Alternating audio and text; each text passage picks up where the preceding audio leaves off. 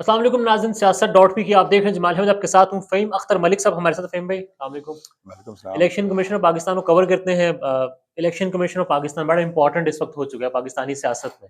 इंतखाब आने वाले हैं। Intra party elections Pakistan Tehreek Insaf के हुए। सबसे पहले ज़रा बताइएगा, इतना कीनली ऑब्जर्व हर पार्टी के इंतखाब को करता है इलेक्शन कमीशन? नहीं, किसी और सियासी जमात के इंटर पार्टी इंतखाबात को हुँ, इस तरीके से बारीक बीनी से नहीं देखा गया जिस तरीके से तहरीक हुँ, इंसाफ को टारगेट किया जा रहा है। जैसे बाकी मामलात के अंदर पीटीआई हदफ पे है, वैसे हुँ। ही इलेक्शन कमीशन ऑफ पाकिस्तान में भी तहरीक इंसाफ, वैसे तो टॉप प्रायोरिटी है हाँ। कि किसी तरीके से तहरीक इंसाफ को नुकसान पहुंचाना है। तो इंटर पार्टी इलेक्शंस, हमें याद है मुस्लिम लीग नून के इंटर पार्टी इलेक्शंस नहीं हो रहे थे। चीफ इलेक्शन कमिश्नर मुसलसल तलब करते थे, इलेक्शन कमीशन तलब करता था मुस्लिम लीग नून के वकला को 1 साल का वक़्त दिया, फिर 2-4 महीने और गए। आखिर में चीफ इलेक्शन कमिश्नर ने तंग आकर कहा कि भाई डमी इलेक्शन करा लो, लेकिन इलेक्शन करा लो। हाँ। उनके फिर इलेक्शन एक्सेप्ट हो गए, अब तहरीक इंसाफ के एक्सेप्ट नहीं किए जा रहे। और पहले तो कहा गया इलेक्शन हुए भी, एक पहले भी इलेक्शन हुआ था तहरीक इंसाफ का, फिर वो चैलेंज हुआ। करीब 10 महीने फैसला महफूज हुआ था उस इलेक्शन पर। देखिए जून 2022, 10 जून 2022 में तहरीक इंसाफ के इंटर पार्टी इलेक्शंस हुए थे, जो कि बाकायदा इलेक्शन हुए बाकायदा इलेक्शंस हुए थे और इमरान खान साहब ने खैबर पख्तूनख्वा हाउस के अंदर जो है वो इलेक्शंस कॉन्टेस्ट किए थे और तहरीक इंसाफ का जो एक पैनल था इमरान खान साहब वाला, वो इलेक्शन जीत गया था। फिर पीटीआई ने जब वो तफसीलात इलेक्शन कमीशन ऑफ पाकिस्तान में जमा कराई, तो इलेक्शन कमीशन ने एतराज़ किया कि आपने इन इंतखाबात से पहले पार्टी के आइन के अंदर तब्दीली कर दी है अच्छा। और पार्टी के आइन में अगर आपने तब्दीली की है तो फिर इलेक्शंस भी उसी आइन के तहत होने जो चाहिए नया आइन बनाया है। जो आपने बनाया। फिर इलेक्शन कमीशन ने एतराज़ कर दिया, तो इलेक्शन कमीशन के सामने तहरीक इंसाफ ने जाके फिर वो जो तब्दीली की थी आइन के अंदर वो वापस ले ली। फिर इलेक्शन कमीशन ने कहा फिर पुराने आइन के तहत इलेक्शन करवाओ। हुँ। तो यूं पीटीआई को मतलब तंग किया गया और फिर अगस्त 2023 के अंदर इलेक्शन कमीशन ने पीटीआई को नोटिस जारी किया और सितंबर 2023 में ये फैसला महफूज हुआ, जो कि नवंबर में सुनाया गया है। 23 नवंबर को सुनाया गया। पीटीआई को हुक्म दिया गया कि 20 रोज के अंदर इलेक्शंस कराएं, उसकी रिपोर्ट हमें जमा करवाएं। वो रिपोर्ट और इलेक्शन कमीशन ने इलेक्शंस करा के जमा करा दिया पीटीआई ने, अब उसे एक्सेप्ट इस किया पर जा मैं रहा आता हूँ, यहाँ पर हम ये सुन रहे थे कि जो इंतखाब पहले हुए थे, बैरिस्टर गौहर ने गालिबन ये कहा था, क्योंकि इलेक्शन कमीशन के मामला वही डील कर रहे थे, कि हमें वर्बल यकीन दहानी करवाई गई है कि आपके इलेक्शंस ठीक है, बस हम ओके कर देंगे। इस तरह की बात थी कोई? है। और देखिए जब सुमात आखिरी हुई थी, जिस दिन फैसला महफूज हुआ था, तो उस वक्त इलेक्शन कमीशन ऑफ पाकिस्तान ने पूछा था अपनी एक लॉ विंग की ऑफिसर से हुँ। कि क्या, या डीजी लॉ से पूछा था कि क्या इलेक्शन कमीशन, इन्होंने इस्तदा की थी कि आप इस मामले को जो है दरगुजर कर दें। ओके। पीटीआई ने कहा था कि इस मामले को दरगुजर कर दें, अगर आप कुछ इशू कर रहे हैं तो। कमीशन ने पूछा था अपने डीजी लॉ से क्या हम ऐसा कर सकते हैं, तो डीजी लॉ ने कहा था कि आप ऐसा कर सकते हैं, लेकिन कमीशन ने ये नहीं कहा था कि हम करेंगे। अच्छा, तो जिन्होंने ये फैसला हुआ सुनाना था, है तो उन्होंने ये। इसको मेरे ख्याल में बैरिस्टर गौहर साहब ने शायद उसको कंफ्यूज कर लिया हुँ। और उन्होंने कहा था कि हमें यकीन दहानी करा दी गई है, अब हम मामला खत्म हो गया, तो ये हो गया। आखिरी वक़्त तक ये कहते रहे कि हमें तो मसला नहीं, उन्होंने फैसला सुनाना है बस नहीं नहीं हमें। नहीं, नहीं। वो अब गलत, मतलब ये उनकी गलत फहमी कह सकते हैं। हुँ, इंतखाब करवाए पीटीआई ने, इंट्रा पार्टी इंतखाब, उसके रिज़ल्ट जमा करवाए। अब 14 लोगों ने गालिबन चैलेंज किए और समाअत भी हुई। 12 तारीख के लिए नोटिस हुआ, दरख्वास्त कलअदम नहीं करार दिए, मगर नोटिस जारी कर दिया है। आज की तफ़सील है क्या वैसे? अभी तक हो क्या रहा है? देखिए पहले इलेक्शन कमीशन ने जो काज लिस्ट जारी की, उसके अंदर कहा गया कि 11 दरखास्त गुजार हैं, हुँ, इंक्लूडिंग अकबर एस बाबर साहब। हुँ। फिर आज सुबह जब समाअत के लिए मामला आया, तो उस वक्त उधर बताया गया कि वो 11 नहीं बल्कि अब 14 हो गई हैं। 14 दरख्वास्तें पीटीआई की इन मतलब कहने इलेक्शन का पर। सिर्फ ये है कि इलेक्शन कमीशन ऑफ पाकिस्तान ने कहा भाई जो आता है, जो चैलेंज करना चाहता है, करे। हम बैठे हैं, हम हाँ। आपको सुनने के लिए तैयार बैठे हैं। उन्होंने कर लिया। हुँ, अब समाअत होती है, चीफ इलेक्शन कमिश्नर साहब सुनते हैं, 5 रुकनी बेंच होता है और अकबर एस बाबर उस पूरी जो 14 रुकनी टीम है जिन्होंने चैलेंज किया है, उसको लीड कर रहे थे। अच्छा। और 3-4 तो ऐसे लोग थे जिन्होंने चैलेंज किया था, जो अकबर एस बाबर के साथ ममनुआ फंडिंग केस के अंदर भी आते थे। ओके। पीटीआई के, अच्छा, मतलब अकबर एस बाबर के बड़े बडीज उसी हैं। ग्रुप के हाँ, आप। उसी उन्हीं के दोस्त हैं। हुँ, उनसे भी अलग अलग तौर पर चैलेंज करवाया।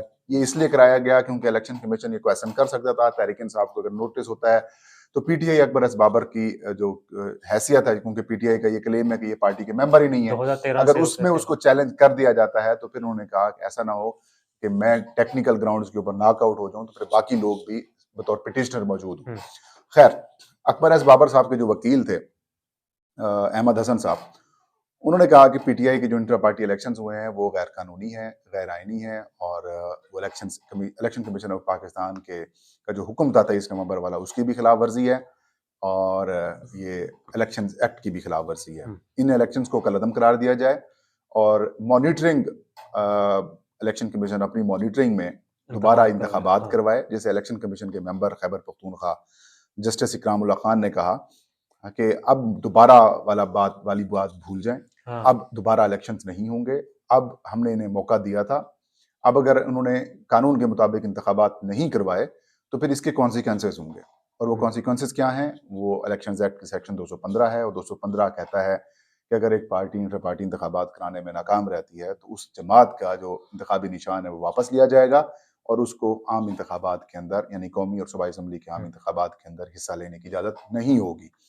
तो इसी तरीके से बाकी की जानिब से भी ये इस्तदा की जाती रही, और ऑलमोस्ट ये कह सकते हैं कि एक पिटीशन थी, 14 कापियां, 13-14 कापियां थी, तो उन्हीं कॉपीज को इलेक्शन कमीशन ने 70 मिनट तक सुना। 70 मिनट के बाद मैं कम से कम पिछले 8-10 साल से इलेक्शन कमीशन कवर कर रहा हूँ, मौजूदा इलेक्शन कमीशन को भी सारा कवर किया है, कभी भी इब्तदाई दरखास्त के ऊपर इलेक्शन कमीशन ने फैसला नहीं सुनाया। जैसे इब्तदाई समाअत होती है, फैसला रिजर्व करते हैं और उसके बाद अपना मशावरत करते हैं, और मशावरत करने के बाद फैसला सुना देते हैं। आज क्या हुआ? 70 मिनट की समाअत, दरखास्तें सुनी गई, वकला के दलाइल सुन लिए गए, कमीशन ने कहा जी नोटिस कर दें। मीन्स पहले से इन्होंने माइंड तैयार किया हुआ था कि हमने नोटिस करना है। तो फिर पीटीआई को नोटिस जारी कर दिया गया और 14 दरखास्तें एक्सेप्ट कर ली गई फॉर हियरिंग। अब 12 दिसंबर को इलेक्शन कमीशन ऑफ पाकिस्तान जो है वो दोबारा इस केस को सुनेगा और पीटीआई इसके अंदर पेश होगी। रिमार्क्स बड़े इंपॉर्टेंट थे जो मेंबर खैबर पख्तूनख्वा के आए कि इलेक्शन एक्ट लगेगा जो कि 215 है गालिबन 215 जिसमें इंतखाबी निशान जो है वो भी लिया जा सकता है। सिर्फ इंतखाबी निशान नहीं बल्कि जमात इंतखाबात लड़ने की भी नाअहल हो सकती है। बिल्कुल, ये मेंबर खैबर पख्तूनख्वा का बेसिकली इलेक्शन कमीशन का जो पहले फैसला आया था ना 4 रुकनी कमीशन का 23 नवंबर को, तो उसके लास्ट पैराग्राफ के अंदर उन्होंने ये मेंशन किया था कि हमारा ये लीनियंट व्यू है कि हम तहरीक इंसाफ को एक मौका दे रहे हैं कि वो अपने इंटर पार्टी इलेक्शंस करवाए 20 रोज के अंदर और 7 रोज के अंदर रिपोर्ट जमा कराए। अगर वो नहीं कराएगी तो फिर सेक्शन 215 के तहत हम इनको नाअहल कर देंगे इलेक्शन लड़ने के लिए और उनसे इंतखाबी निशान भी वापस ले लेंगे। तो उसी बात का आज इजहार किया जब पिटिशनर्स कह रहे थे कि दोबारा इंटर पार्टी इलेक्शंस कराएं ताकि हमें भी इलेक्शन लड़ने का मौका मिल सके। बेसिकली सीधी सी बात यह है कि डिसाइड किया जा चुका है कि पीटीआई अगर इलेक्शन लड़ेगी तो इलेक्शंस नहीं होंगे, और अगर पीटीआई इलेक्शन में नहीं होगी तो फिर इलेक्शंस हो जाएंगे। तो वो उस तरफ हम जा रहे हैं, बदकिस्मती से हम उस तरफ जा रहे हैं। बल्ले के निशान वाली बात चलो समझ आती है, बल्ला ले लेते हैं बल्ला, उसके अलावा कोई और निशान मिलने के भी चांसेस अब खत्म हो रहे हैं। लेकिन इंटर पार्टी इलेक्शन नहीं कराए तो आप नाअहल हो गए ना इलेक्शन कॉन्टेस्ट करने के लिए। आप उस जनरल इलेक्शन कॉन्टेस्ट करने वाली सियासी जमातों में आप फाल नहीं करते, आप फाल नहीं करते तो फिर आप कैसे आप दूसरा निशान लेंगे? दूसरा निशान भी तब हासिल करेंगे ना जब आप इंटर पार्टी इलेक्शंस कराएंगे। मतलब basic requirement intra party elections है, फिर आपको इंतखाबी निशान मिलता है। अब बात यहाँ पहुंच गई कि बल्ला तो नहीं होगा जी, लग रहा है बल्ला तो नहीं होगा, बल्कि किसी और निशान पर भी तहरीक इंसाफ का उम्मीदवार नहीं होगा। इमरान खान ये कह सकते ये मेरा बंदा, इसको वोट दे दो, मगर वो सब आजाद होंगे। आजाद हैसियत के अंदर अगर उम्मीदवार जो प्लान तैयार किया जा चुका है पीटीआई की तरफ से, प्लान में है ये, अगर आजाद हैसियत में इलेक्शन कॉन्टेस्ट करेंगे तो इस दौरान तहरीक इंसाफ को फिर 2-3 काम करने पड़ेंगे। पहला काम तो ये कि अपने इंटर पार्टी इलेक्शंस कराएंगे और इलेक्शन कमीशन ऑफ पाकिस्तान के पास जाएंगे। अगर उनको डिस्क्वालीफाई कर देती है तो फिर जीरो से सारे मामला करने पड़ेंगे। पार्टियां जमा कराना पड़ेगा, कॉन्स्टिट्यूशन मतलब सारे मामला करने पड़ेंगे, लिस्ट जमा करानी पड़ेगी, 2000 कारकुनों की, वर्कर्स की, वो फैस जमा करानी पड़ेगी। उसके बाद जो है वो तमाम रिक्वायरमेंट्स उनको देनी पड़ेंगी और फिर पार्टी के इलेक्शंस करा कर उसकी डिटेल जमा करानी पड़ेगी। वो जमा कराएंगे तो फिर इलेक्शन कमीशन ऑफ पाकिस्तान उनको रजिस्टर्ड कर लेगा, इनलिस्ट कर देगा, as a political party enlist कर लेगा। मतलब इनलिस्टमेंट हो जाती है, ज़ाहिर एक खत्म हो गया, ठीक है, वो इनलिस्टमेंट हो जाती है तो इस दौरान इलेक्शंस हो जाते हैं और वो आज़ाद हैसियत में मुंतखब होने वाले जो MNAs होंगे या MPAs होंगे उनको कुछ वक्त दिया जाता है, 3-4 दिन दिए जाते हैं इलेक्शन कमीशन में। आप किसी भी जमात में शामिल होना चाहते हैं तो शामिल हो जाएं। अगर वो सारे पीटीआई के अंदर आ जाते हैं तो फिर तो पीटीआई की बात बनेगी। इस दौरान पीटीआई बतौर जमात भी फाल नहीं करती, इलेक्शन भी हो जाते हैं, तो फिर वो 70 जो रिजर्व नशिस्तें हैं वो किसको मिलेंगी? 70 सीटों की तो लड़ाई है। मतलब मुस्लिम लीग नून लड़ भेड़ के 40-30-40 सीटें निकाली जा सकती है अभी भी, ठीक है। ठीक है, 35-40 सीटें निकाल सकती है। पीपल्स पार्टी भी 40-45 के करीब, सिंध 30-40 वाला के करीब मामला निकाल चला, सकती हाँ है। हाँ इसी तरीके से मौलाना 8-10 के साथ मिलके तो फिर रिजर्व सीटें हथियार के ये तो हुकूमत बना लेंगे, हाँ। फिर आप आजाद इत्तेहादी, लेके बैठे हाँ। रहिएगा। ये अब ये अगर पीटीआई का ये प्लान हो कि हम आजाद लड़ लेंगे, जो सारा उन्होंने ब्लंडर ही हुआ ना पीटीआई से अभी जो हुआ है। मैं यही बात कहने वाला था कि मैंने शायद आप क्वेश्चन करेंगे। हम्म देखिए तहरीक इंसाफ की जो लीगल टीम है ना, उनसे बड़े ब्लंडर्स हुए हैं। हम्म उनमें से जो मौजूदा रिसेंट आप कह सकते हैं कि 2 बड़े ब्लंडर्स क्या हुए हैं। देखें, अगर आपने इंट्रा पार्टी इलेक्शंस कराने थे इलेक्शन कमीशन के फैसले के मुताबिक, तो फिर आप साफ शफाफ करवाते। आप फिर अकबर एस बाबर को भी मौका देते कि वो अपने नॉमिनेशन पेपर जमा करवाएं, या फिर वो जो 14 पिटिशनर 13 पिटिशनर हाँ। आए हुए हैं उनमें से भी उनको मौका अकबर मिलता। इस बाबर के वाले से वो ये कहते हैं कि ये हमारा मेंबर ही नहीं है ना, चलो, सो अकबर एस बाबर नहीं है तो जो बाकी बाकी 12-13 13 मेंबर्स के, हैं, हाँ हाँ। आप उनको देते, आप उनको फैसिलिटेट करते, आप उनको फैसिलिटेट करते, आप उनको वोटर लिस्ट देते। उन्होंने तो बतौर वीडियो एविडेंस पेश कर दिया कि देखिए हम वहां पर गए, वो कह रहे हैं कि वही वो जो चोरी छुपे हो रहा है, वीडियो हो रही थी सारी, हाँ। वो कहते चोरी छुपे हो रहा है, ऑनलाइन हो रहा है, हमें कोई पता नहीं है। भी आप उनको चीजें दे देते। पहली बात तो यह है कि इतनी बड़ी सियासी जमात, इतने बड़े बड़े आईनी कानूनी माहिर आपके साथ शामिल हैं, आप क्या कर रहे हैं? जब पता है आपको कि इलेक्शन कमीशन आपके खिलाफ इस लेवल के ऊपर बैठा हुआ है कि आपकी थोड़ी सी कमजोरी कोताही को बर्दाश्त नहीं कर रहा, ऐसे वो किसी और सियासी जमात को इतना टारगेट नहीं कर रहा जितना आपको टारगेट कर रहा है, तो फिर आपको तो भाई डबल एहतियात करनी चाहिए। आप तमाम प्रोसेस अपना रखते साफ शफाफ, आप जो पैनल आते आप कराते। अभी जो खान साहब के नॉमिनी था वो इसलिए जीतना था, और कौन जीतता? अकबर एस बाबर कितनी औकात है कि वो 5-7 बंदे उसको वोट कर सके पार्टी के अंदर से? कोई भी नहीं करते। फिर आपने क्यों ये ब्लंडर किया?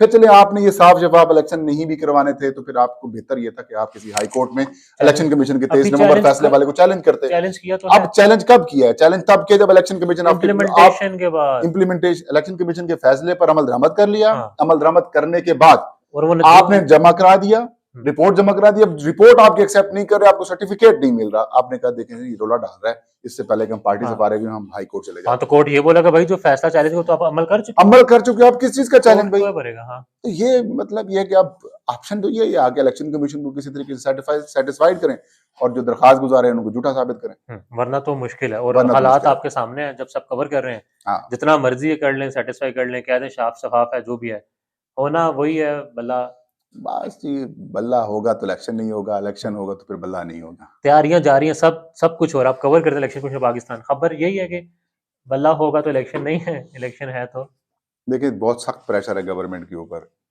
IMF का प्रेशर भी है, 11 को मीटिंग भी गालिबन चीफ जस्टिस काजी फैजीसा का भी प्रेशर है। कोशिशें की गई हैं कि इलेक्शन को डिले कराने की, लेकिन इलेक्शन कमीशन ने कहा है कि ऊपर काजी बैठा है, हम नहीं कर सकते। और IMF की तरफ से भी फंड्स रिलीज नहीं हो रहे, वो भी कह रहे हैं कि भाई पहले पॉलिटिकल प्रोसेस आप अपना बहाल करें, उसके बाद। अब कॉम्प्लेक्स किस्म की सूरत हाल है। इलेक्शन करवाते थे तो भी तहरीक इंसाफ सारा कुछ ले जाती, जाहिर है जिस किस्म की पॉपुलैरिटी है और जो एक खौफ है उनके जहन में कि अगर इलेक्शन में जाते हैं तो PTI जो है वो हमें फारिग कर देगी, और अगर इलेक्शन में नहीं जाते तो फिर IMF फारिग करता है। सिचुएशन बड़ी खराब है। तो ऐसे में यही दरमियानी रास्ता है कि बल्ला निकालो और फिर इनको इलेक्शन कमीशन को ये डर है कि ऊपर काजी बैठा वो नहीं होने देगा, जबकि कुछ तो ये कह रहे हैं कि काजी साहब भी शायद ऑन बोर्ड ही अगर इलेक्शन मुलतवी होते हैं तो। मैं नहीं समझता कि काजी साहब इस मामले के ऊपर ऑन बोर्ड होंगे। मैं नहीं समझता इस मामले के ऊपर, क्योंकि जितना काजी साहब कुछ दिनों के अंदर एक्सपोज हुए हैं, अगर इलेक्शन वाले मामले के ऊपर भी वो पीछे हट जाते हैं तो फिर उनकी साख बिल्कुल खत्म हो जाएगी। जो थोड़ी बहुत भी साख बची हुई है वो खत्म हो जाएगी। एक्सपोज हुए हैं काजी साहब, वैसे जितने केसेस लगा रहे हैं अभी, तो मतलब मुझे ये लग रहा है कि जितने केसेस काजी साहब लगा रहे हैं वो सारे पुराने केसेस हैं। देखिए काजी साहब अपनी जात से और अपने सोच से बाहर नहीं निकल पा रहे, अपनी जात से बाहर नहीं निकल पा रहे। अभी उन्होंने क्या टारगेट पे रखा हुआ है? जनरल फैज, FBR, मतलब जिन जिन लोगों ने या जिन जिन इदारों ने उनके ऊपर रेफरेंस बनवाने के लिए काम किया, उन्हीं को टारगेट करके बैठे हुए हैं। आपके सामने है कि जनरल इलेक्शन 2000 जो अब होने थे हमारे, उसकी 90 रोज के अंदर आइन कहता है, आपने खामोशी इख्तियार कर ली, नहीं बोले आपने बिल्कुल खामोशी इख्तियार की। फिर मर्दमशुमारी ज्यादा जरूरी नहीं है, इलेक्शन ज्यादा जरूरी है। ये इलेक्शन कमीशन अपने एक तहरीरी फैसले में एक तहरीरी तौर के ऊपर वफाकी हुकूमत को लिख चुका था। वो इलेक्शन कमीशन अपनी बात से पीछे फिरा है, आप चुप करके बैठ गए हैं। ठीक है, आप पीछे पड़े हुए हैं एफबीआर के, आप पीछे पड़े हुए हैं जनरल फैज के, आप पीछे पड़े हुए हैं पैमरा के, आप पीछे पड़े हुए हैं किसी और इदारे के। जहां जहां से जाती तस्कीन। हाँ, जो मतलब ये कि वो उन्होंने वैसे तो उनकी तो उसी वक्त बात जाहिर हो गई थी जब उन्होंने ओथ लिया था और अपनी मिसेस को साथ खड़ा किया था। ओह, तो वो मैसेज था, वो अभी तक उसी के ऊपर चले हुए हैं। अभी देखिए खान साहब का जो खत आया था, या देखिए पाकिस्तान की सबसे बड़ी सियासी जमात के वो हाँ। सरबराह हैं, बतौर चीफ जस्टिस ऑफ पाकिस्तान आपका हक बनता है कि अगर एक सियासी जमात के हकूक मुतासर हो रहे हैं, एक सियासी जो नजर जमात भी के आ रहे हैं। रहनुमा के हकूक मुतासर हो रहे हैं, लोगों को जमानत मिलती है, दूसरे मुकदमे में गिरफ्तार कर लिया जाता है, उनकी शख्सी आजादी के ऊपर क्वेश्चंस उठ रहे हैं, जी, आप क्या कर रहे हैं? आप कह रहे हैं कि देखिए जी मुझे पता है अपनी मेरी जिम्मेदारी, जिम्मेदारियां क्या है। मेरी जिम्मेदारियां हाँ, क्या हैं। भैया आप तो दादरसी करें, ये तो सबसे बड़ा आज खुद नोटिस का केस बनता है, अवामी मफाद है। अवामी मफाद। और फिर जस्टिस मज़ाहिर अली अकबर नकवी के ऊपर जो हाँ, भोंडे किस्म के इल्जामात का हाँ, आपने केस उन्होंने तो बनवाया हुआ है, दरख्वास्तें बहुत दी हैं कि 4-5 दे दी कि मेरा वो केस बड़ी लगाओ। मुश्किल से अभी कल जराये से खबर आई है कि वो भी समाज के लिए मुकर्रर हो गया है। लेकिन वो जो पसंदीदा एक्ट है इनका काजी साहब का, supreme court practice and procedure हाँ, एक्ट,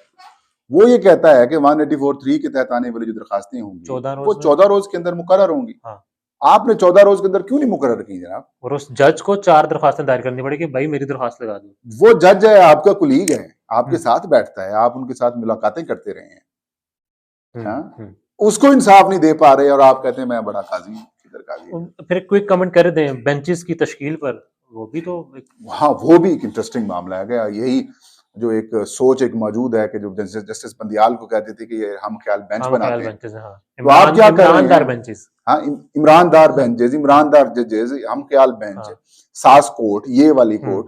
तो अब हम आपको क्या कहें, ये बेगम कोर्ट बन गई है, हम्म। हाँ? ये क्या बन गई है? मतलब आप कौन से अब आप ईमानदार अपना वो बेंच बना रहे हैं? सारे हम ख्याल मतलब ही है। क्या यार, मतलब मजाक बना के रखा हुआ है लिटरली। या बड़ी मुश्किल और ये सूरत वाली हाल है। बात तो मतलब सबको नजर आ रही है। कल जावेद हाशमी साहब से बात की, वो भी ये कह रहे थे, हालांकि मुखालिफ है इमरान खान, वो कहते हैं इतने जितनी मुश्किलात इस वक्त हैं, हम्म, कम से कम मेरा ज़मीर ये गवारा नहीं करता कि मैं इनके अगेंस्ट जाऊं। हम्म, मगर हमारे मुल्क के चीफ जस्टिस हैं, इतनी मुश्किलात, वर्कर्स, खवातीन वर्कर के साथ क्या कुछ हो रहा है, वो जेलों में है। एक आइन में भी शायद है कि खवातीनों को जमानत मिलती है, खवातीन कैदियों को। पाकिस्तान की सियासी तारीख में और पाकिस्तान की अब तक की तारीख में हम्म, जितने भी मार्शल लॉज लगे हैं, आप तारीख देख लीजिएगा, जब भी मुश्किल वक्त आता था किसी सियासी जमात या सियासतदान के ऊपर, हम्म, तो एक शर्म एक हया होती थी, जी। औरतों का ख्याल रखा जाता था। हम्म, हमें याद है परवेज मुशर्रफ के दौर में जब मार्शल लगा था तो नवाज शरीफ और शहबाज शरीफ साहब तो बाहर चले गए थे, जद्दे चले गए थे, लेकिन पीछे कुलसूम नवाज मरहूमा है, पार्टी चलाई, सारे हम्म। मामला देखे परवेज अपना इनके साथ, जिनका आपने नाम लिया अभी, जावेद हाशमी साहब के जावेद साथ, हाशमी साहब के साथ, जी। जावेद हाशमी साहब के साथ मिलकर। तो मतलब कहने का ये है कि ख़वातीन का इस तरीके से, जिस तरीके से अभी पीटीआई वाले जिस तरह क्लेम कर रहे हैं कि ख़वातीन के साथ ज़्यादतियाँ हो रही ये हैं और नजर भी देख आ भी रही रहे है। हैं, हाँ, नज़र भी आ रही हैं। तो मतलब और भी कुछ ऐसे स्टोरीज हैं जो हम यहाँ बयान भी नहीं कर नहीं सकते, कर जो वो पाते। हमें बताते या हैं, मैं उनकी बात कर रहा हूँ। बाकी तो हमें पता है खदीजा शाह हो, यास्मीन राशिद साहबा हो, तैयबा राजा, सनम तैयबा जावेद राजा, है, सनम आलिया जावेद, हमजा है, आलिया और हमजा वगैरह, तो ये तो नज़र आ रही हैं। कम से कम ये मार्शल लॉज के अंदर भी ऐसा नहीं होता था, जो कि मुस्लिम लीग नून पीडीएम गवर्नमेंट के अंदर जो कुछ हुआ और जो अब हो रहा है, हम्म। ये बड़ी अफसोसनाक सूरत हाल है। और ये मुल्क के काजी को ये देखना चाहिए हो क्या रहा है। देखिए काजी साहब का तो हक है ना, फर्ज बनता है। फाहिम साहब भाई सर, भाई जिन लोगों ने 9 मई का वाकया किया, काबिल मजम्मत सजाएं वाकया था, दें भाई। भाई उनको सजा दें, उनको पकड़ें, उल्टा लटकाएं, उनको जो सजा देनी हाँ, है दें। जाहिर है पाकिस्तान के इदारों के ऊपर हमला करना नहीं कोई होना मजाक चाहिए तो था, नहीं है, ऐसा ही है। ठीक है, लेकिन जो लोग बेगुनाह और बेकसूर हैं उनकी आड़ में अगर आप किसी के हम्म, साथ जुल्म या ज्यादती करेंगे, ये तो बड़ी दुख वाली ऐसे और बात है। इतलात भी यही आ रही है कुछ ज्यादा कि लोग तो अब जाती रंजिशें खत्म करने के लिए उसको डाल दो, उसको इसमें डाल दो, उसमें पंजाब में तो ये बहुत हुआ। पाकिस्तान में इस वक्त सबसे बड़ा मसला बोलने का है। पाकिस्तान में बोलने नहीं दिया जाता, जुबानें खींच ली जाती हैं, डर है, खौफ है, टेरर है। पाकिस्तान का मीडिया मुकम्मल तौर पर कंट्रोल्ड है, वेल मैनेज्ड है, एक मैसिव सेंसरशिप है। इसी तरह का दबाव पाकिस्तान में सियासत.pk भी फेस कर रहा है, जिसे पाकिस्तान भर में गुज़श्ता कई महीनों से मावरा आइन, मावरा कवानीन मुकम्मल तौर पर बंद कर दिया गया है, मुकम्मल तौर पर बैन कर दिया गया है। सियासत.pk की नशरियात को लिमिटेड करके पाकिस्तान में छोड़ दिया गया है। तमाम तर कानूनी मुआवजे के ऊपर आवाज उठाई गई, दस्तक दी गई, लेकिन हर तरफ से खामोशी है, सन्नाटा है, कहीं पर कोई सुनवाई नहीं है, कोई सुनने को तैयार नहीं है। लेकिन इसका हल क्या है? क्या खामोश हो जाएं? क्या सवाल ना करें? क्या मालूमात आप तक ना पहुंचाएं? क्या इंफॉर्मेशन आप तक ना पहुंचाएं? मालूमात भी पहुंचेगी, इंफॉर्मेशन भी पहुंचेगी, सवालात भी उठेंगे, लेकिन अब आपने रोल प्ले करना है, आपने अपना किरदार अदा करना है। और छोटा सा एक प्रोसीजर है, प्रोसेस है, उसके बाद आप अपना किरदार अदा करें और हमारी मदद करें। पहले आपने यह करना है कि हमारे यूट्यूब चैनल को सब्सक्राइब करना है उसके बाद ज्वाइन के बटन के ऊपर जाना है, क्लिक करके हमारा मेंबर बनना है।